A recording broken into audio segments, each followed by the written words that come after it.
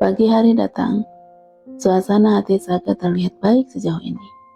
Di luar matahari udah sedari tadi memanaskan bumi, dan ia menatap laki-laki di depannya, bergumam kecil dari mulutnya. Dia benar-benar tidak menganggap kejadian semalam sebagai dosa ya?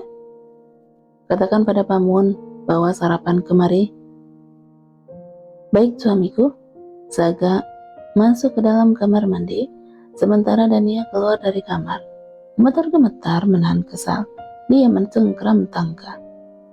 Ingat lagi kejadian semalam saat ia terbangun dan berteriak, terkejut karena lagi-lagi Saga memeluknya. Tapi yang akhirnya terjadi malah membuatnya mengemerutukan gigi karena kesal. Kamu benar-benar memanfaatkan kesempatan karena aku baik kepadamu ya? Saga menendang kaki Dania di bawah selimut. Apa? Menjawab setengah berteriak. Beraninya meninggikan suaramu di depanku. Maafkan saya suamiku. Dia menutup mulutnya rapat dengan tangan. Kau mau memelukku? Tidak, kan ada yang mendekati saya. Jadi kamu bilang, aku mau memelukmu begitu? Tidak, bukan gitu.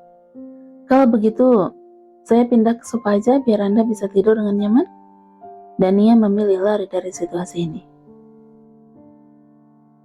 Kalau kau mau tidur selama-lamanya, tidur di sofa sana. Kata-kata ancaman itu membuatnya membeku. Dan akhirnya dia tetap tidur di tempat tidur. Geram setengah mati, Dania kalau ingat kejadian semalam. Siapa yang mau memelukmu?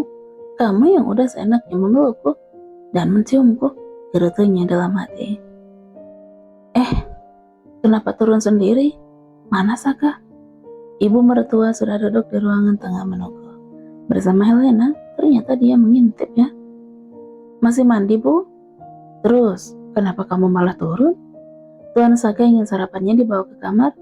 Apa? Dania menoleh pada Helena yang masih duduk. Sekarang wajahnya tertunduk. Entah kenapa dia merasa kasihan juga pada gadis itu. Selama pernikahan, selain waktu dia pura-pura sakit, tidak pernah sekalipun sarapan dilewatkan tanpa makan bersama di meja makan. Ini kali pertamanya, dia ingin sarapan di kamar, karena ada seorang gadis masa lalunya di rumah ini. Tidak apa-apa, Bu, seharusnya aku memang tidak menginap di sini. Dania meninggalkan kedua wanita itu yang sedang saling menghibur diri.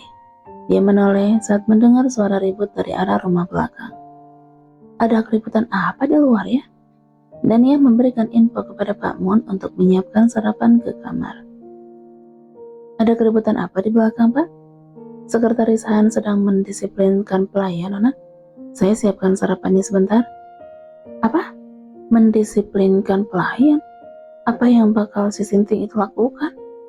Dania menoleh pada ibu dan Helena, berharap mendapat bantuan. Tapi mereka terlihat tidak peduli. Lalu dia pergi sendiri ke rumah belakang,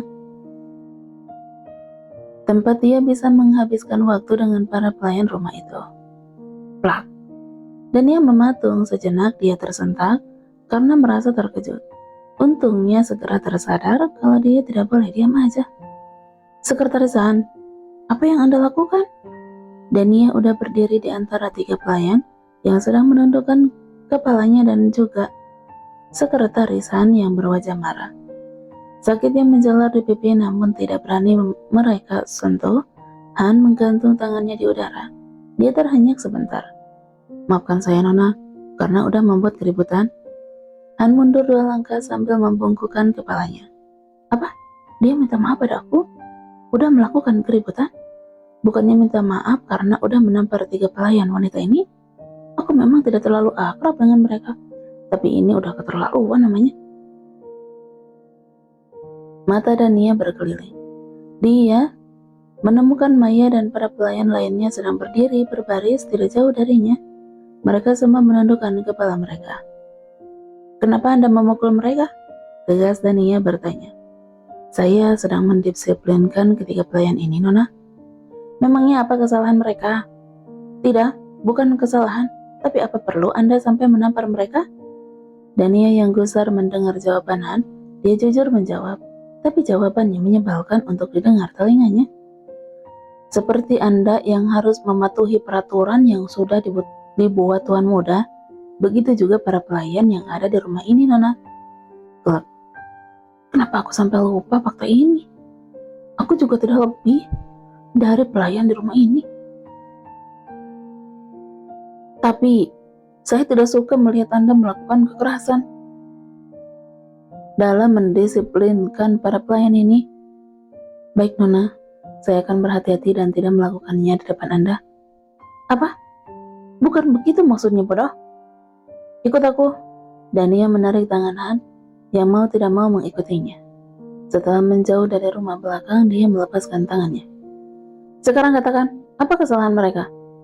Mereka membicarakan Anda? Aku? Dan ia menunjuk dirinya. Mereka mengatakan kalau Anda tidak pantas dari semua segi bersama tuan muda, dan Nona Helena lah yang jauh lebih pantas daripada Anda. Kenapa aku merasa malu mendengar kejujuran sekretaris Han yang belak-belakan? Dan kenapa juga dia marah? Ini kan memang fakta.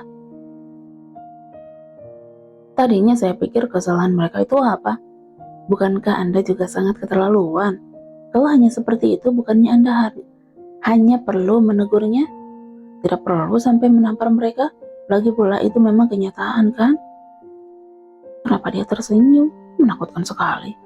Nona, apa Anda tahu berapa para pelayan dibayar di rumah ini? Dan ia menggelengkan kepalanya. Aku juga penasaran berapa gajimu? Mereka dibayar 5 kali lipat dari gaji pelayan biasanya. Itu belum termasuk uang bonus dan lembur. Apa? Dan mereka digaji sebesar itu bukan hanya untuk bekerja saja, tapi untuk menutup mata, telinga, dan mulut tentang semua yang terjadi di rumah ini. Tapi mereka kan hanya mengobrol. Mereka sedang membicarakan Anda, nona muda sah rumah ini, istri dari Tuan Saga. Kenapa itu terdengar keren sekaligus menakutkan ya?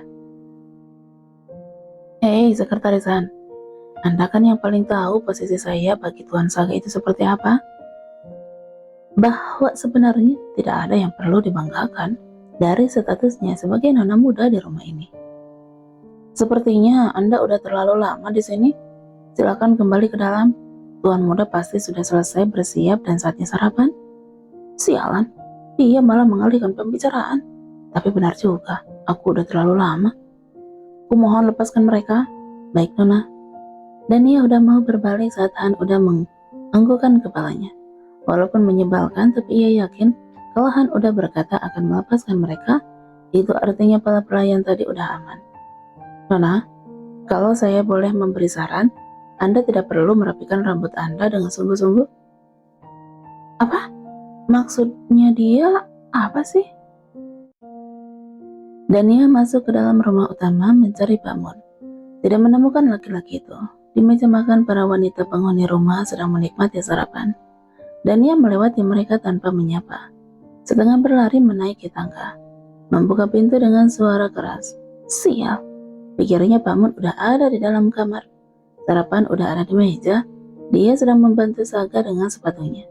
Dan ia langsung mendekat dan meminta Pak Mun bangun karena dia yang akan melakukannya. Saga menyentuh kepalanya yang tertunduk. Menepukannya 3 kali. Dari mana kau, ha? Maafkan saya, suamiku. Dan ia bangun lalu duduk di samping suaminya, menarik nampan berisi sandwich dan juga jus seperti biasanya. Menu sarapan ringan Saga, dia menyerahkan segelas jus. Saga menerimanya sambil melirik Pak Mun, mengisyaratkan kalau dia udah bisa pergi. Pak Mun menganggukkan kepala, lalu keluar kamar tanpa bersuara. Kenapa wajahmu kesal begitu? Suamiku, apa saya boleh mengatakan sesuatu tentang sekretarisan? Idih, maksud kamu itu apa sih? Apa kau membuatnya kesal? Tanya Saga. Apa? Berhati-hatilah dengannya, dia lebih menakutkan daripada aku loh. Tangan, tolong kondisikan tangan Anda, Tuan. Berhenti menyentuh rambutku. Apa sesuka itu kamu sama rambutku? Saga menyodorkan sandwich yang habis dia gigit di depan mulut Tania. Kenapa Anda suka sekali membuatku makan bekas gigitan Anda, Tuan? Sudahlah, makan aja persetan toh, bibir kita juga pernah bersentuhan. Dan ia membuka mulutnya menggigit bekas gigitan laki-laki di depannya. Nah, gitu dong. Aku kan suka kalau kamu penurut gitu. menggigit lagi sandwich bekas gigitan Dania. Dania mengernyit. Sepertinya dia udah senting. Gumamnya pelan melihat kelakuan Saga. Saya melihat sekretarisan memukul 3 pelayan wanita. Dania memandang wajah suaminya lekat. Wajah Saga tidak terlihat terkejut atau apa. Dia kembali makan dengan santai, menunjuk gelas agar Dania mengambilkan jasnya. Suamiku, bukankah berlebihan kalau dia sampai memukul pelayan perempuan itu cuma karena masalah sepele? Memangnya kenapa sampai mereka ditampar? Aku bahkan tidak bisa mengatakan kalau gara-gara pembicarakanku dengan Helena. Saga bersikap sangat dingin saat bertemu dengan Helena di bawah. Dia hanya menjawab melalui sorot matanya, lalu meninggalkan mereka yang ada di ruang makan. Dan ia malah merasa yang sangat tidak enak dan tidak nyaman. Dia menoleh sebentar pada gadis itu. Wajahnya terlihat sangat sedih, lalu segera berlari menyusul Saga yang udah masuk ke dalam mobil. Dia bertatap mata dengan sekretarisan, pandangannya penuh rasa sebal. Tapi sekretarisan malah tersenyum dan menganggukkan kepala padanya lalu masuk ke dalam kendaraan. Mobil keluar dari gerbang utama, meninggalkan Dania yang masih mematung, memandang langit dari kejauhan. Di dalam kendaraan, apa kau memukul pelayan wanita? Saga menyandarkan kepalanya. Ya Tuan Muda, rupanya Anda mengadukan saya ya Nona? Saya pikir Anda akan menyimpan kejadian ini sendirian. Jangan lakukan di depan Dania. Baik Tuan, saya akan berhati-hati ke depannya. Mobil melaju. Kenapa kau memukul mereka? Bertanya lagi di luar kebiasaan yang seringnya tidak peduli. Rupanya Anda tidak mengatakan semuanya ya Nona. Mereka bergosip tentang Nona muda, mengatakan kalau Nona tidak pantas di samping Anda, dan lebih pantas Nona Helena, karena lebih cantik dan sederajat dengan Anda. Saga mendesah. Kenapa tidak kamu robek saja mulut mereka? Baik Tuan Muda, kedepannya saya akan pastikan tidak akan ada kejadian seperti ini lagi. Setelah hukuman tadi, Han percaya tidak akan ada yang berani menyinggung masalah Helena lagi di rumah utama. Hentikan mobil. Baik. Dia biasanya naik ojek kan? Pak Mun lapor kalau dia selalu keluar dengan ojek online setelah aku berangkat. Sebentar lagi dia pasti lewat. Kita punya berapa persen saham di ojek online? 59% Tuan Muda. Tunggu, apa Anda mau menutup perusahaan karena Nona Dania lebih memilih memakai itu daripada mobil di garasi? Tidak kan? Han melirik kaca spion. Dania bisa bawa mobil nggak? Bisa. Kalau begitu hari ini bawa dia untuk membeli mobil. Ini hari terakhirnya naik ojek. Baik Tuan Muda. Seperti dugaan tidak selang waktu lama, udah ada ojek yang melintasi mobil mereka, menuju arah rumah besar milik Saga. Han mengirimkan pesan sambil menatap jalanan. Jangan sampai terlewat saat Nona Dania pergi. Tidak perlu menunggu lama, Dania yang naik ojek online melewati mobil. Han ikut melajukan kendaraan mengikuti. Walaupun Saga tidak memberi perintah, tapi dia tahu ini yang diinginkan tuannya. Kenapa dia boncengan begitu? Namanya naik ojek, ya memang boncengan begitu kan? Han, mereka sedang selingkuh ya? Apa yang kamu kerjakan akhir-akhir ini? Bukannya udah kusuruh mengawasinya? Ngomel-ngomel bawel di belakang. Kenapa Anda jadi bodoh kalau menyangkut Nona Dania, Tuan Muda? Mereka naik ojek, Tuan Muda, jadi memang boncengan. Menurut Pak Mun, driver berganti-ganti setiap hari, jadi tidak mungkin Nona selingkuh. Saga mencengkram lengan Han kuat. Apa itu mereka sedang berciuman? Sepertinya Nona sedang berbicara dengan driver, karena memakai helm suaranya jadi tidak terdengar, makanya dia mendekatkan kepala. Saya mohon hentikan dari sekarang Tuan Muda, atau Anda yang akan malu dengan sikap Anda ini. Kenapa mereka berhenti? Nona mampir ke warung makan, bahwa dia hari ini membeli mobil, kalau dia menolak memilih, beli semua mobil yang ada di dealer. Saga benar-benar udah kehilangan akal sehatnya. Dia menatap punggung driver ojek yang berhenti menunggu di pinggir, membaca mantra kutukan. Tabrak dia, Han. Han terdiam, untung aja selang Saga bicara dan ia muncul dari dalam rumah makan, menghampiri ojeknya yang menunggu. Nona muda akan terluka juga, Tuan. Lupakan. Kenapa dia memberi bungkusan makanan sama driver itu? Marah lagi kan? Sepertinya Nona berbagi makanan dengan rapper itu, Tuan Muda. Nona memang baik hati, sering mentraktir makanan dengan pelayan yang ada di rumah. Saga tidak menjawab. Han kembali melajukan mobil, mengikuti Dania dan ojeknya, mengantar mereka ke ruko. Setelah cukup lama, sampailah mereka di dekat ruko. Dania udah turun, dia menganggukkan kepala dan mengucapkan terima kasih, lalu hilang di telan pintu kaca.